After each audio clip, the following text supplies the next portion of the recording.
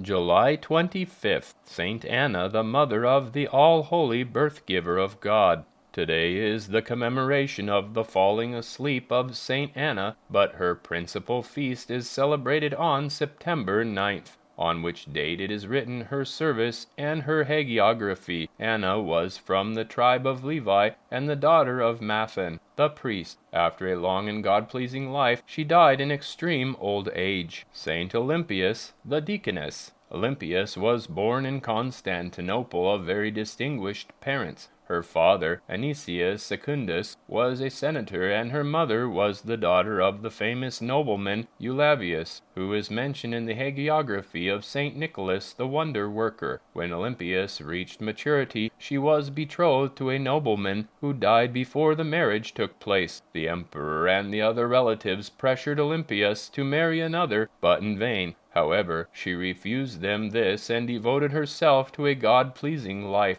giving from her inherited estate great offerings to the churches and alms to the needy. She served as a deaconess in the church, at first during the time of Patriarch Nectarios, and after his death, during the time of St. John Chrysostom. When Chrysostom was exiled, he counseled Olympias to remain in the church and to serve as before, regardless who the patriarch after him would be. Immediately after the banishment of this great saint, someone started a fire in the great church, the Church of the Divine Wisdom, Hagia Sophia, and the fire consumed many prominent buildings in the capital. The enemies of Chrysostom accused this holy woman of initiating this malicious fire. Olympias was banished from Constantinople to Nicomedia, where she died in the year 410 A.D., requesting in her testament that her body be placed in a box and cast into the sea, and wherever the water tosses it up, there she is to be buried. The coffin was cast ashore in the city of Vrocthoi, where there existed a church dedicated to the Apostle Thomas. From her relics, great healing miracles appeared throughout the centuries. The exiled Chrysostom wrote beautiful letters to the exiled Olympias, which, even today, serve as a great comfort to all those who suffer for the sake of God's justice. Among other things, Chrysostom writes to Olympias, "Now I am very elated, not only because you were relieved from infirmity, but more so that you are nobly enduring all difficulties, referring to them as trivialities, which is characteristic of a soul full of power and abounding in the rich fruits of courage. For you not only courageously are enduring misfortune, rather you do not even notice it when it comes, and without exertion, without labor and disturbance, not even talking about it to others, but rejoicing and triumphing over it. That serves as the greatest wisdom." Letter 6. The venerable female EUPRAXIA, EUPHRASIA, the Virgin. EUPRAXIA was the daughter of Antigonus, a nobleman of Constantinople, and a relative of Emperor Theodosius the Great. Her mother, a young widow, with EUPRAXIA settled in Egypt, and visited the monasteries there, distributing alms and praying to God. By her fervent desire, the 7-year-old EUPRAXIA was tonsured a nun.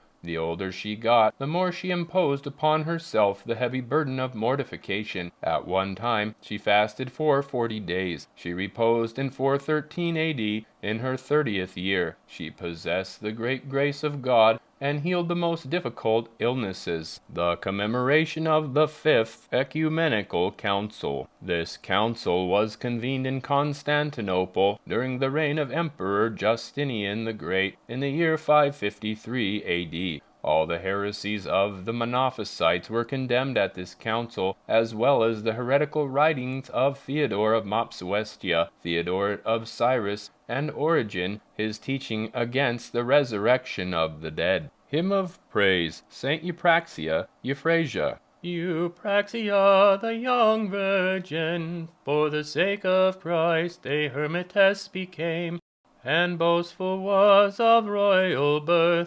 But God-bearing was her soul, all honors as a burden she rejected, and her royal lineage and riches. Before God she prayed day and night, by fasting and all-night vigils, herself exhausted. To his servant God hearkened, tearful Virgin EUPRAXIA, who many tears shed, and with tears inflamed prayers Upon her did God bestow wondrous gifts, both the young and the old, to help wicked demons to drive away. Of every infirmity heals the sick. Before God with a pure soul she came, and for herself in heaven found a home, built of faith and deeds, and by much patience purchased. With God himself that home glows.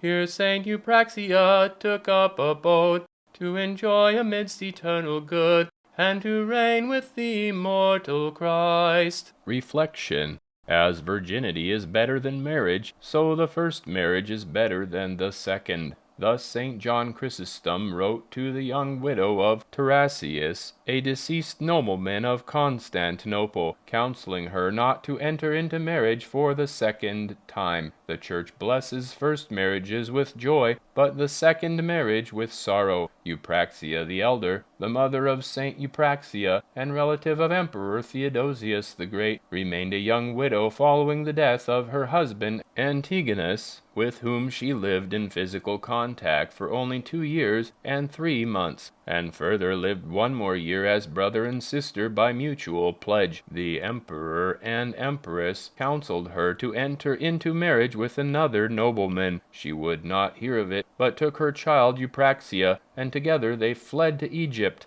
What can we say about St. Olympias and St. EUPRAXIA the younger? As with St. Macrina, not only was she also betrothed as a virgin, but when her betrothed died, she considered herself a widow, and would not even in her thoughts consider entering into marriage. What purity of heart, what fidelity to one's betrothed, what fear of God, what clear faith in the future life in which a betrothed maiden hopes to see her betrothed. Contemplation, to contemplate the miraculous standing still of the sun and the moon. Joshua chapter 10. How Joshua, in order to complete the victory over the Gibeonites, ordered the sun and the moon to stand still in their courses. How God heard the voice of the righteous man, and by his power caused the sun and the moon to stand still. How God created even nature to serve man, and how God acts according to the will of the righteous. Homily about slaves who preach liberty. While they promise them liberty, they themselves are the servants, slaves of corruption. For of whom a man is overcome, of the same is he brought in bondage. 2 Peter chapter 2, verse 19.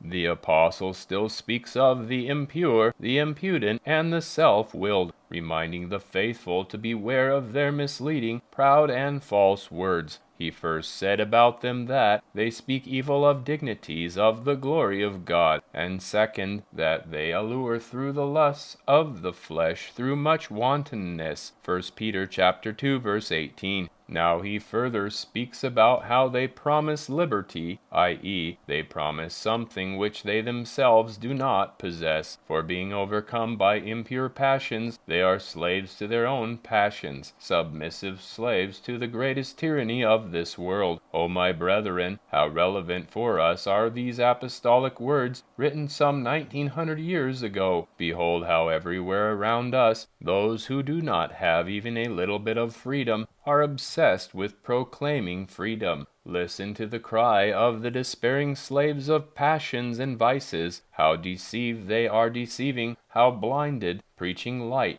Passions are a woven net, woven by the devil to ensnare mankind. Captured in this net, they refer to other men as slaves, and themselves as free men, to the laughter of the devil, who silently gathers in the net, hauling it toward his shore. O brethren, guard yourselves from those desperate ones who call themselves the heralds of liberty. While they serve their master and lord, the devil, day and night, their poverty they call wealth, and the wealth of others they call poverty. As does the ignorant one calls the entire world ignorant, and himself intelligent. Thus, those who are least free call others enslaved. Service to God and to fellow men out of love they call slavery, while service to the devil they call liberty. They are malicious both to God and to men, as is the devil himself malicious to God and to men. Whenever you hear anyone who speaks to you of liberty, question him well as to whether he is not a slave of some passion or vice. By the impurity of their life, by their impudence, and their self-will, you will recognize all false teachers of liberty. The apostle reminds you of this. O Lord, the only giver of true liberty, safeguard us from the net of all those who are malicious toward you and us. To you be glory and thanks always. Amen.